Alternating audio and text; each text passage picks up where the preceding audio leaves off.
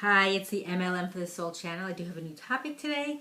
Before I begin, I just would like to say, may the words and expressions of my mouth and the thoughts and meditations of my heart find favor and acceptance before you, Hashem. So, continuing on with the Sefer, Mesillas Yesharim, Way of the Upright, some people call Path to the Just. This is from the Art Scroll version, and I'll include a link below from them. I believe there's other people who might be publishing it as well. So, this is actually part 4.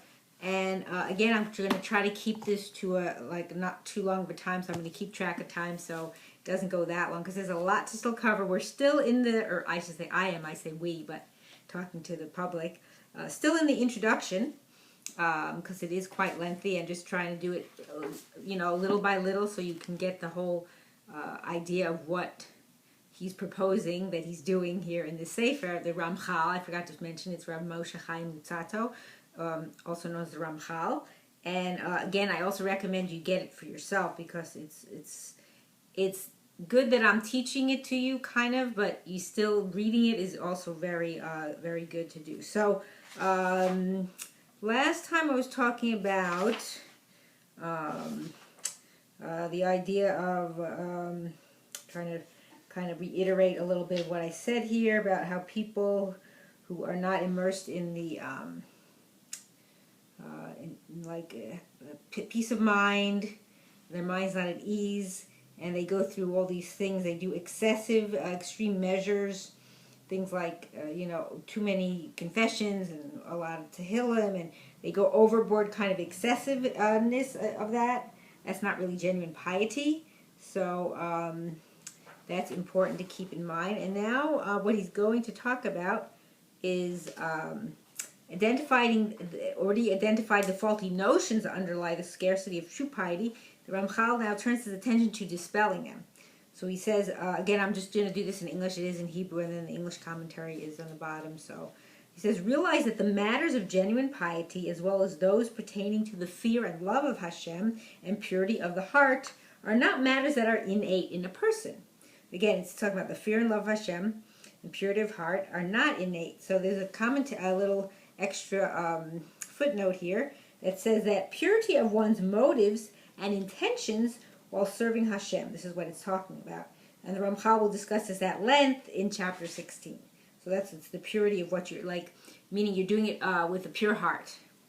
So these qualities are not so ingrained that there should be no need to devise means to acquire them, and that people should instinctively find them within themselves, just as they find within themselves all of their natural functions, such as sleep and wakefulness, hunger and satiety, and all the other functions that are ingrained in our nature. Piety and its related matters are not like that, meaning the things that are natural things that you're going to do on a regular basis, as opposed to piety is not an innate thing. So rather, they surely require means and strategies to acquire them. There is also no lack of undermining factors, such as the lures of the physical world that are likely to distance them from a person, meaning you're attracted to other things that are out in the world, so that's going to move you away from the piety. So, but at the same time, there is no shortage of methods one can employ to distance himself from these undermining factors. So he's saying that there's ways to do this, and I'm sure he's going to expound on that. So if so, how could it not be necessary, emphasizing not, to spend time on this crucial area of study, i.e. how to serve Hashem properly? So he's saying, how do you think that it isn't necessary to do this? Meaning it is necessary. This crucial area of study, to understand the true nature of these matters, and to learn the method by which to acquire and retain them. So you want to retain that information, so you want to study these ideas of how to go about achieving this. From where will this wisdom enter a person's heart if he does not actively seek it? Meaning, because I just was saying that how it's not an innate thing like natural functions that you do, meaning you have to seek it out actively. And then there's a footnote on this, and it says, then later the Ramchal cites the verse in Mishlei, which is 2, 4, and 5, meaning chapter 2, verses 4 and 5, and Mishlei is from Shlomo HaMelech. So, im tivakshena kasef v'chamat monim tichapsena. Az tavin yirat Hashem. Meaning, if you seek it like silver and search for it like hidden treasures, Only then will you understand fear of Hashem. Meaning you seek it out like you would seek out some physical thing like money, like acquiring money, acquiring wealth. Meaning you have to seek it out like you're doing that. Meaning you run after it, you look for it, you try to figure out how to make that money and how to achieve it. So you have to put that effort into it. So then it goes on. Certainly these matters require study. Now, since the need for the service of Hashem to be perfect has already been confirmed, albeit on a superficial level, in the mind of every wise person, as well as the obligation for the service of Hashem to be pure and clean. So backtracking here because it goes on, but I want to not go too far ahead because there's some footnotes here. So when it says now, since the need for the service of Hashem to be perfect, that means tamimim. So he says in the footnote, perfect is that it is not merely carried out correctly, but also engages the mind and heart of a person. See further in this instruction, it's going to talk further. So perfection doesn't mean you just do it the right way. It means you give your full heart and everything to it. And then it goes on and says, in the mind of everyone, so as well as the obligation for the service of Hashem to be pure and clean. So on this, there's another footnote. So these two depictions may allude to two qualities that Ramchal discusses later in this work: tahara, which means purity, and of thought and intention, and then that's in chapter 16 and 17, and nikias, which is cleanliness. So he's talking about pure and clean, which from even, and cleanliness means from even a trace of sin, and that's in chapter 11. It's going to go further into that. So one must ensure that his service of Hashem reflects both these qualities so that it is, quote, pure of ulterior motives and clean of even minor infractions. That's from Simchas Mordechai. So those two qualities are very important.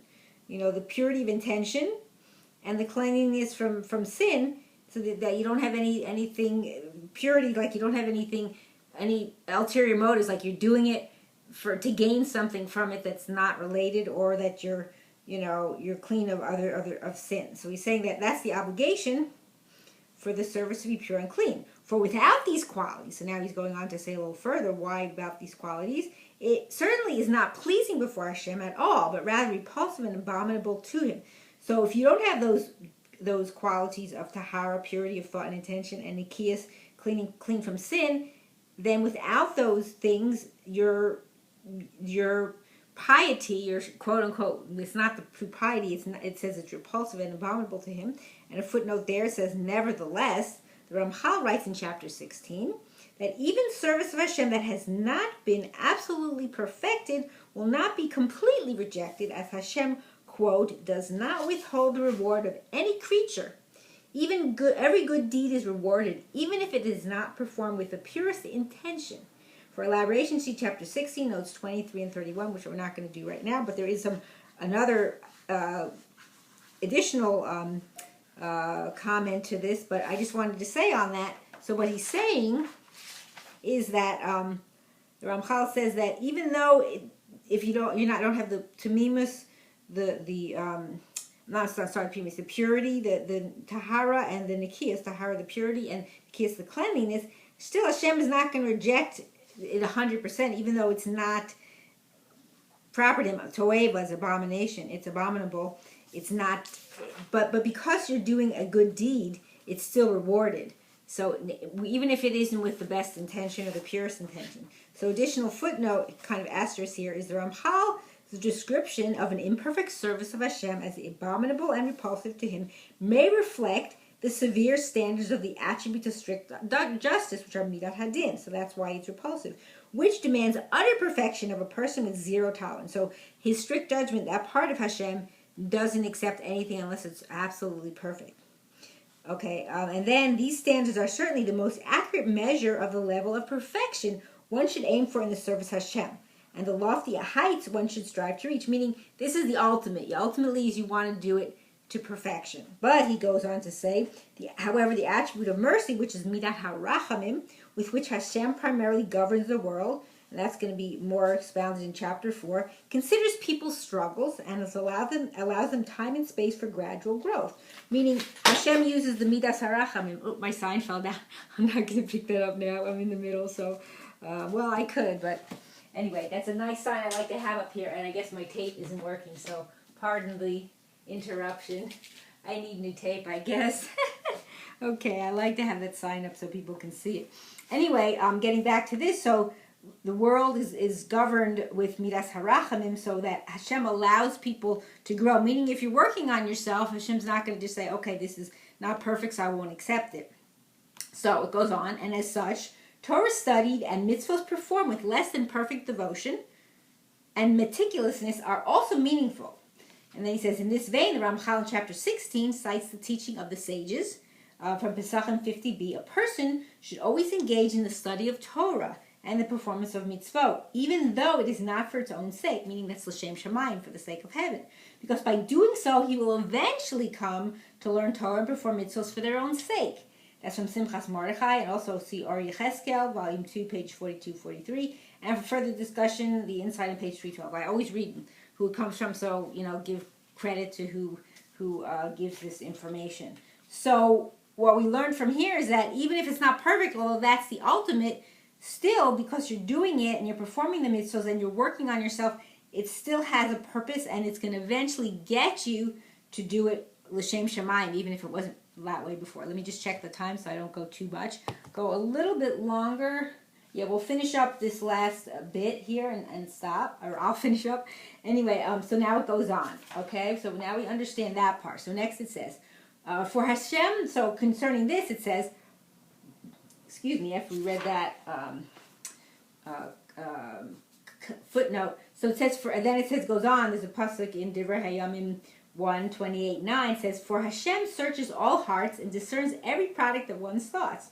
Meaning we can't get away from anything, even our thoughts Hashem knows. So actually, Robert Victor Miller, I've been listening to his Orchos Tzadikim, and he's saying that you should try, at least, if you can, to think thoughts that Hashem would want you to think, like that he's hearing them. Meaning, oh wow, Hashem, did this for me, or took us out of Mitzrayim. So that's kind of like a little trick, you said. It's like, try to do that as much as you can. Like, think the thoughts that Hashem would want you to think, that he's hearing you think. Or that he knows that you're thinking. I mean, I don't know if he hears it, he knows. Okay.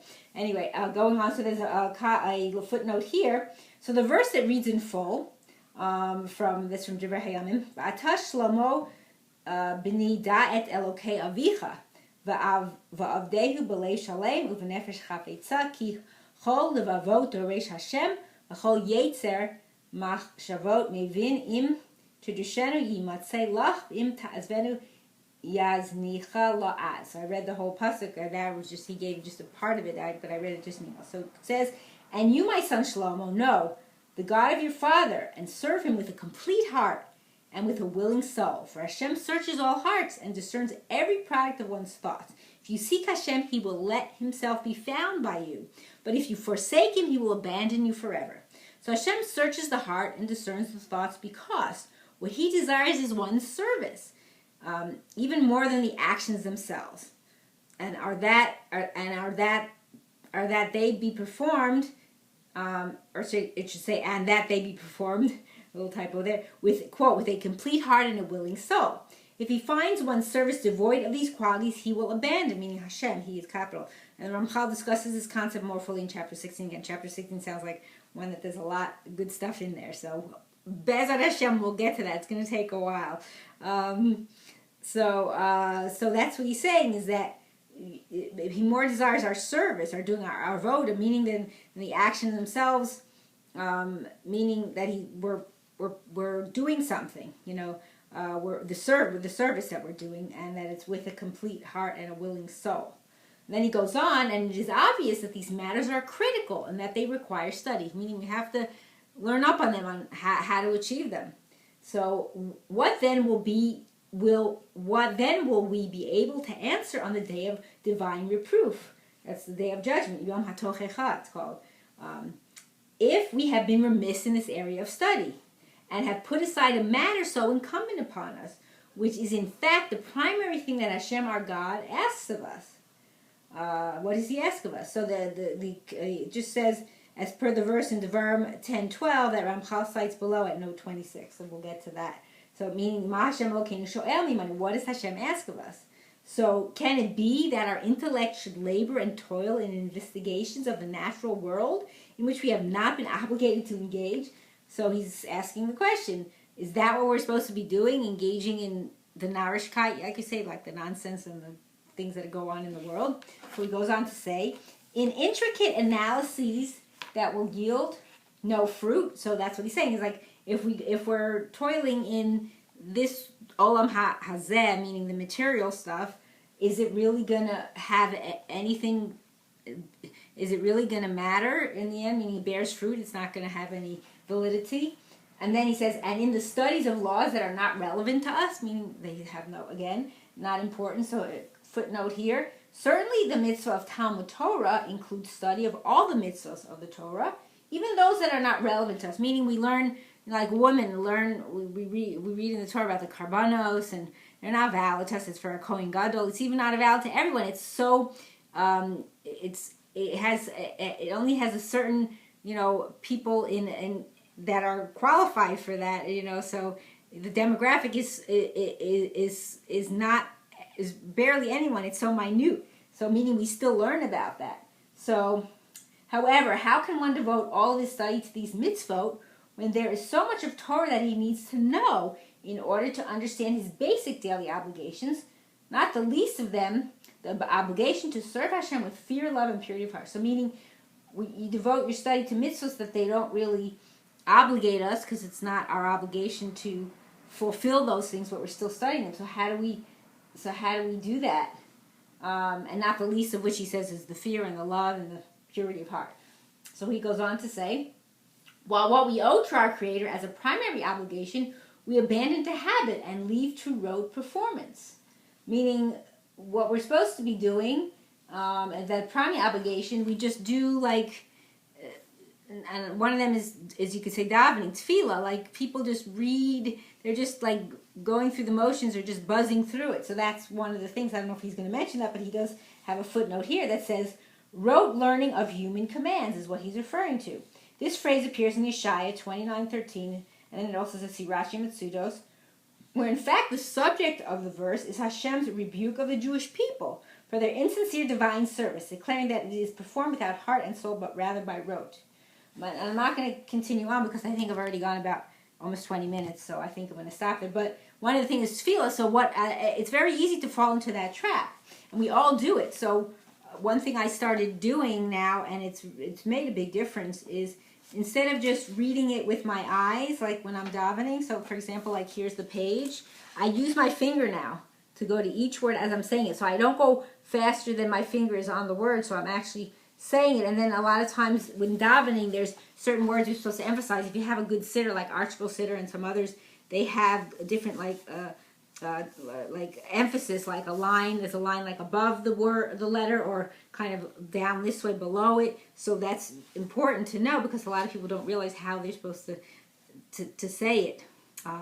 The proper tikkun, as you say. That's what they do for when they say the parsha, when the person lanes the parsha. So that's important. So that's another way that people wrote, or bracha too. You just say it so fast. So if you slow it down, you say three, like say Baruch Hashem Elokeinu. I say it even slower like that because there's certain kavanos for the name Hashem and Elokeinu that a lot of people don't do, but I say it in my head while I'm saying Baruch. So you have to slow down and know what you're saying. So that's kind of what he's talking about, besides about what other service to Hashem. So I'm gonna stop here, and I hope this is great for me too, because I'm studying it while I'm sharing it with everyone, because it's been a long time since I've read through this, and I don't think I've actually finished this sefer. I think I got to, I don't know what chapter. I might have stopped here. I think at chapter 11. It looks like I have my another like place mark here. So this is wonderful. I hope you're enjoying this as I'm